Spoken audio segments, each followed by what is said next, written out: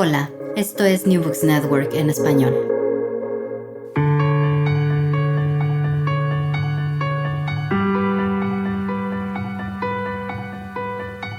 Todo comenzó ayer. Un podcast de la Asociación Española de Historia Económica.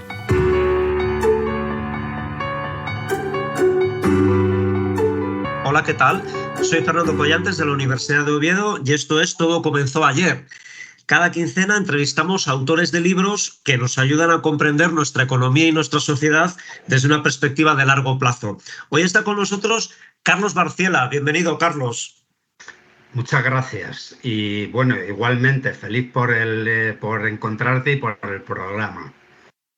Carlos Barciela es profesor emérito de Historia e Instituciones Económicas en la Universidad de Alicante y a lo largo de su carrera como investigador se ha distinguido especialmente por trabajar la historia económica del franquismo, campo en el que ha sido un maestro para generaciones de profesores, entre los cuales me incluyo. Entre sus libros se encuentran La España de Franco, 1939-1975, Economía, escrito junto con sus compañeros Inmaculada López, Joaquín Melgarejo y José Antonio Miranda, Ni un español sin pan, la Red Nacional de Silos y Graneros, y como coordinador, Autarquía y Mercado Negro, el fracaso económico del primer franquismo. Hoy nos visita para hablar sobre su libro más reciente, Con Franco vivíamos mejor, pompa y circunstancia de 40 años de dictadura, que acaba de publicar la editorial Los Libros de la Catarata. En el prólogo del libro, Carlos, escribes: desmontar los supuestos progresos de España que se atribuyen al dictador me parece que es una obligación de quienes practicamos la historia. Y yo me pregunto, ¿sobrevive en la España de hoy el discurso triunfalista que la dictadura hacía de sí misma? Lamentablemente sí. Lo comprobamos no solo entre los que añoran aquel tiempo, que vivieron aquel tiempo y lo añoran y lo reivindican, sino lamentablemente también entre un sector de la juventud que ignora absolutamente lo que fue aquella época y que por lo que han oído o por cualquier impresión un poco extraña, pues tienen la sensación de que aquellos tiempos fueron realmente buenos para el país. De manera que la tarea de los historiadores de desmontar esos mitos creo que es importante. En este sentido, debo decir una cosa y con ello acabo, y es que tenemos que tener siempre presente que la propaganda es muy barata. Y el régimen franquista, como todos los regímenes totalitarios, fue experto en la utilización de la propaganda. El papel del BOE es muy barato. Una de las conclusiones del libro es precisamente que los supuestos logros económicos de la dictadura, enfatizados por esa propaganda, no fueron tales y que más que alcanzarse gracias a Franco, nos dices que se alcanzaron a pesar de él. Yo creo que eso es una evidencia. La política económica que se impone en España después de la Guerra Civil es en gran medida idea o forma parte de la ideología y del pensamiento de Franco y de sus allegados. Eso conduce a un enorme fracaso. ¿Cuándo empieza España a salir un poco de esa situación? A partir de 1959, el Plan de Estabilización. El Plan de Estabilización es obra de economistas y de expertos extranjeros, apoyados por unos pocos economistas de los que ya se habían formado en España a partir de la creación de la Facultad de Económicas en 1944, pero esencialmente es obra de economistas de las organizaciones internacionales. Franco se opuso mientras pudo a poner en marcha el Plan de Estabilización. Aceptó cuando veía que no hacer reformas podía conducir a que su situación en el poder cambiara. Y Franco, ante todo, era franquista. No quería que le moviera nadie la silla. basándote en distintos testimonios y en evidencias, nos presentas efectivamente a Franco como un gobernante inculto en temas económicos, pero que en un principio defiende con fuerza sus ideas al respecto. Por ejemplo, la autarquía de España con respecto al exterior. Esto es curioso porque este año en el programa estamos planteando a nuestros invitados un cuestionario final, llegaremos a él más adelante, en el que les pedimos que identifiquen el peor error de política económica de nuestra historia. Y hasta ahora la respuesta que más hemos recibido es precisamente la autarquía franquista. ¿Por qué fue la autarquía tan negativa para nuestra economía?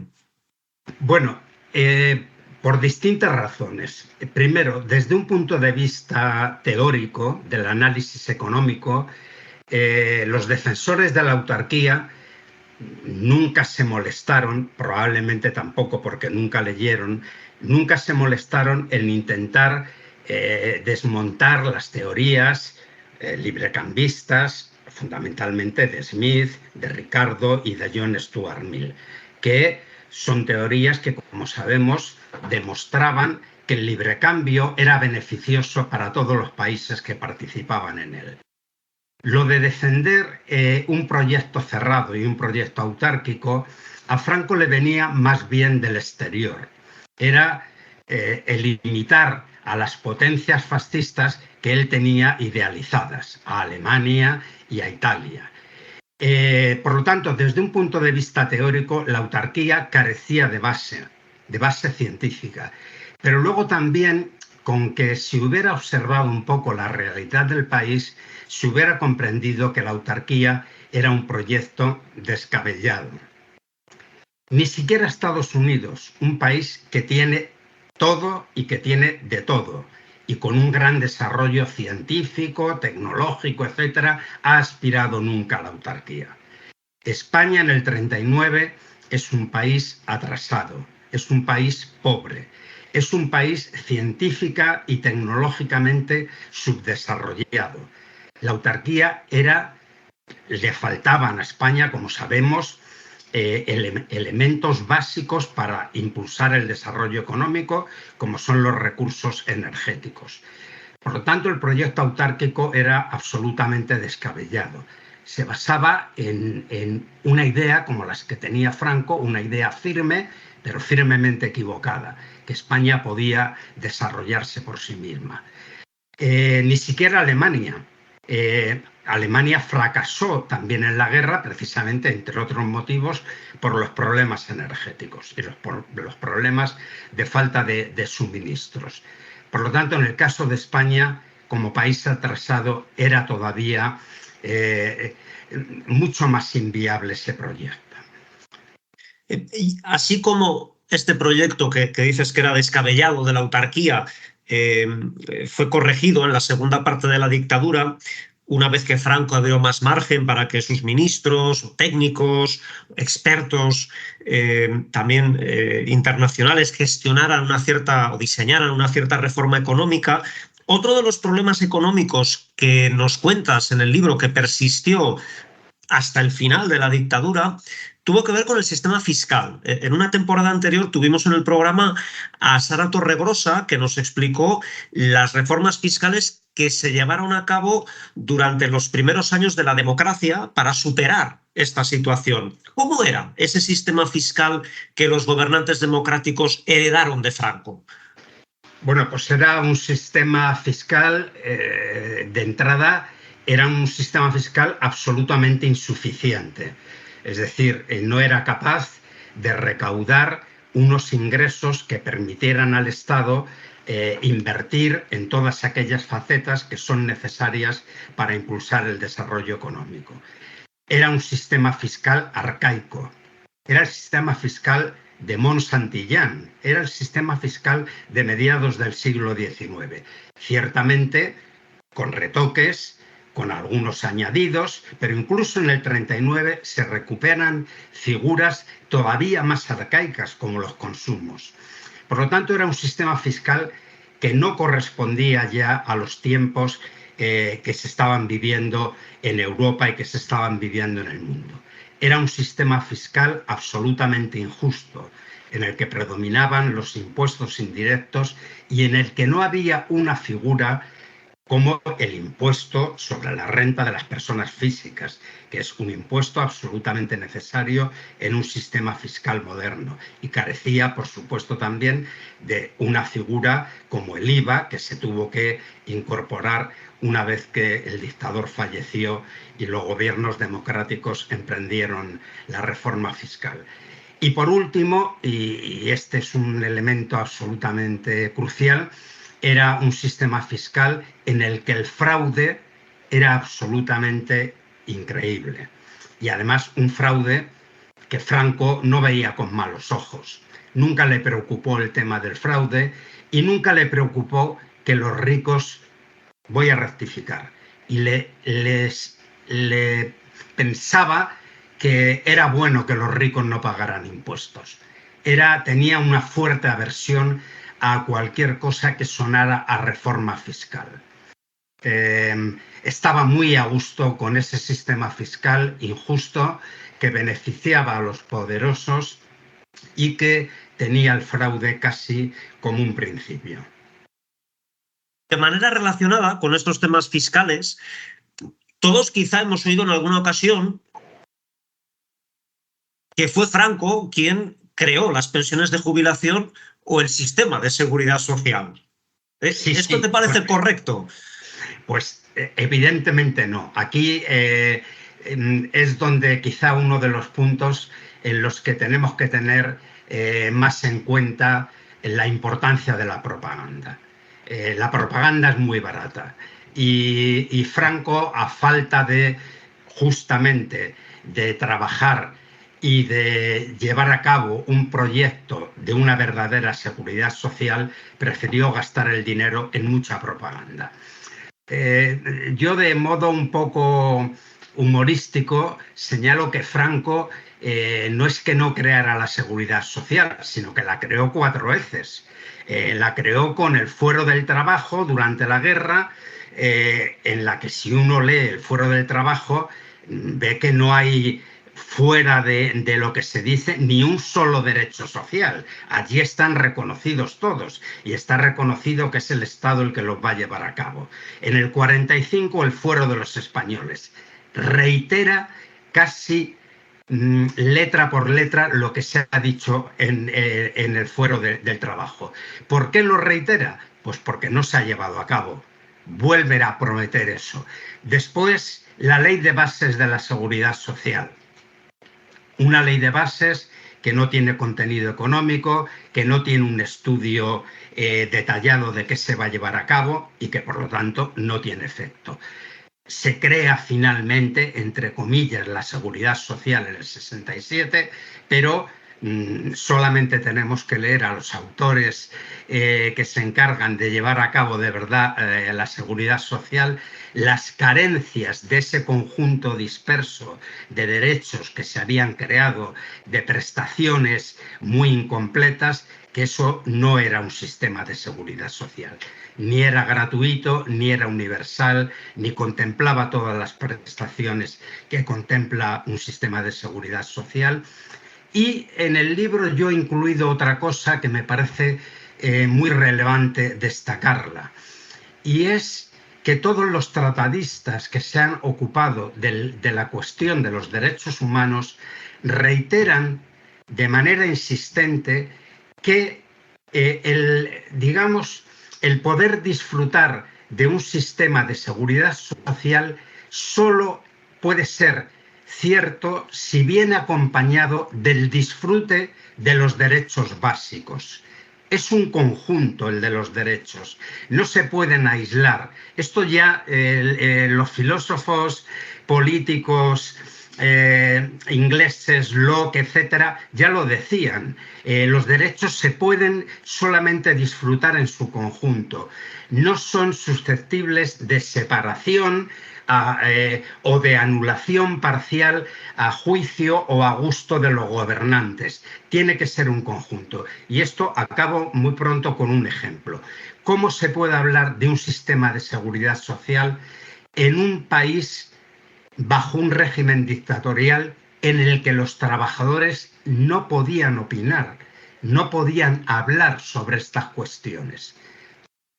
Era un sistema de seguridad social como mucho otorgado, fuera de lo que los propios ciudadanos hubieran podido diseñar y querer.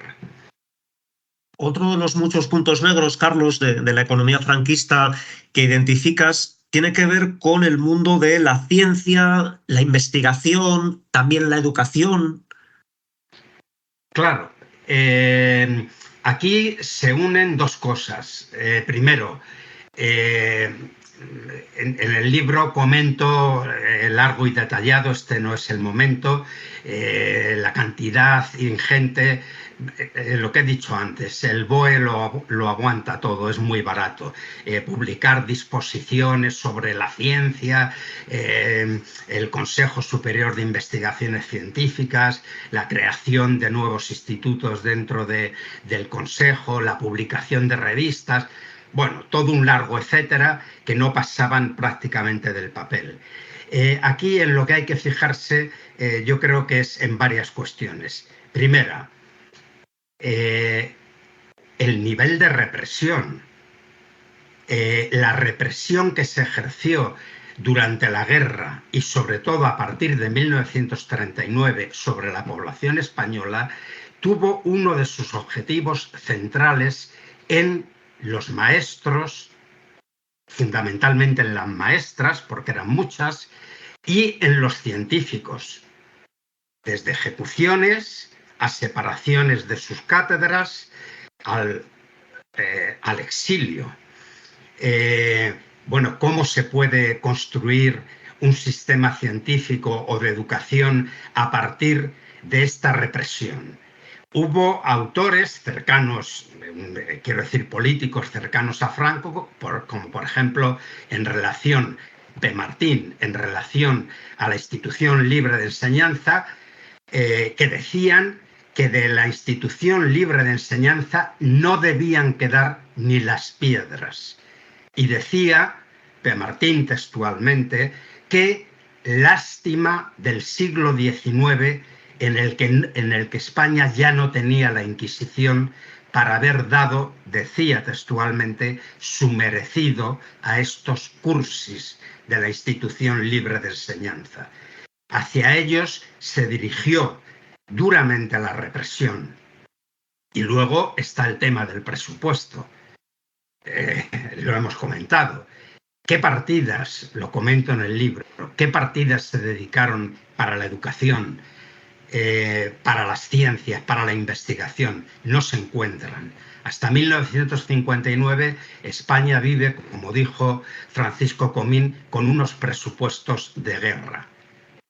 Sin dinero, sin inversiones, no hay educación, ni hay ciencia, ni hay tecnología. No sé, esas cosas no se pueden improvisar. El libro ofrece también numerosas ilustraciones de los problemas de calidad de vida a que tuvieron que enfrentarse los españoles durante la dictadura. Nos hablas, por ejemplo, de los gravísimos problemas nutricionales que muchas personas sufrieron en los años 40 y de los que hablamos en un episodio previo de nuestro podcast con Miguel Ángel del Arco. También nos hablas, y con esto quiero que concluyamos, de problemas en el acceso a una vivienda digna. Por poner un ejemplo entre muchos, compartes en el libro un recuerdo de tu infancia en Carabanchel, que es la construcción de colonias como Pan Bendito, Velázquez, y dices, eran colonias carentes de servicios, con casas muy humildes y de mala construcción, que nacieron predestinadas a convertirse en barrios marginales. Colonias que los chicos del pueblo de Carabanchel, bastante aguerridos, por cierto, apenas nos atrevíamos a pisar. ¿En qué consistieron las políticas de urbanismo y vivienda de los gobiernos franquistas en esos años de éxodo rural, de gran crecimiento de las ciudades? Fue una política muy débil. Volvemos en estos aspectos, los economistas lo sabemos bien. Sin presupuesto, sin fondos presupuestarios, no se pueden llevar a cabo ningún tipo de políticas. Y en este sentido, las políticas de vivienda se caracterizaron precisamente por la escasez enorme de recursos. Todavía, un poco antes del plan de estabilización, el ministro de Vivienda, se había creado por fin un Ministerio de la Vivienda, se quejaba él mismo de la escasez de recursos y de las pocas viviendas que se podían hacer. Con lo que hemos llamado la preestabilización, se recortaron aún más aquellos magros presupuestos. Y me hace mucha gracia, como decía el ministro, bueno, pues a pesar de que tengamos menos presupuesto, vamos a hacer más viviendas. Y la idea genial que había tenido para hacer más es que las viviendas fueran todavía más pequeñas. Si ya de por sí eran pequeñas, hacerlas más pequeñas permitía hacer más. Claro, muy... Este es un tema que, como muy bien señalas, más allá de las cifras, etcétera, que se pueden consultar, está esa vivencia. Es un privilegio de la edad. El ser ya tan mayor pues me llevó a conocer. Carabanchel Alto era un pueblecito cuando yo vivía en él de niño, que con la inmigración pues empezó empezaron a crearse estas colonias como el Pan Bendito, como Caño Roto, etcétera, colonias realmente con unas condiciones muy elementales, ¿no? Y como digo, destinadas a convertirse en lugares pues prácticamente de marginalidad. Pero es que incluso en los años 60 todavía se construyeron poblamientos chabolistas en Carabanchel, como por ejemplo el de La Fortuna. Prácticamente un gran pueblo, sin ningún tipo de servicio, sin agua corriente, sin alcantarillado. Finalizaré con una cosa. El cronista oficial de Madrid, y yo creo que esto nos vale mejor que cualquier dato, señalaba que cuando muere Franco, Madrid era la capital de Europa que tenía una mayor población chabolista. Con esto creo que lo digo todo. Más chabolas que en cualquier otra capital europea. Ese fue el resultado. El cuestionario imposible.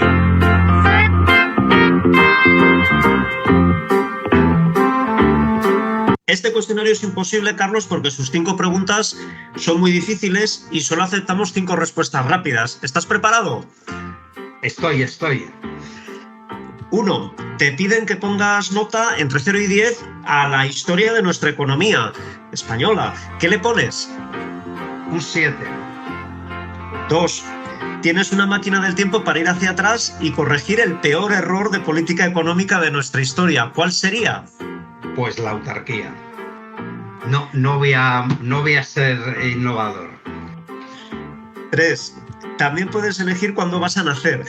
¿Te quedas con tu fecha de nacimiento o la cambias por otra, anterior o posterior? Anterior nunca. La mía o posterior. Uno de nuestros oyentes va a tener tiempo para leer un único libro sobre economía, sociedad, historia. ¿Cuál le recomiendas? Los principios de economía política de John Stuart Mill. Y 5. En una vida paralela no eres profesor de universidad. ¿Qué eres? Geólogo. Carlos Barciela, profesor emérito de Historia e Instituciones Económicas en la Universidad de Alicante y autor del libro Con Franco vivíamos mejor, pompa y circunstancia de 40 años de dictadura, publicado por la editorial Los Libros de la Catarata. Muchas gracias por acompañarnos en el programa de hoy. Muchas gracias, Fernando, a vosotros. Nosotros volvemos en 15 días y lo haremos con Margarita Vilar y Jeronia Pons, con quienes hablaremos sobre Mutual Médica, porque también en lo que a nuestro sistema de salud se refiere, todo comenzó ayer.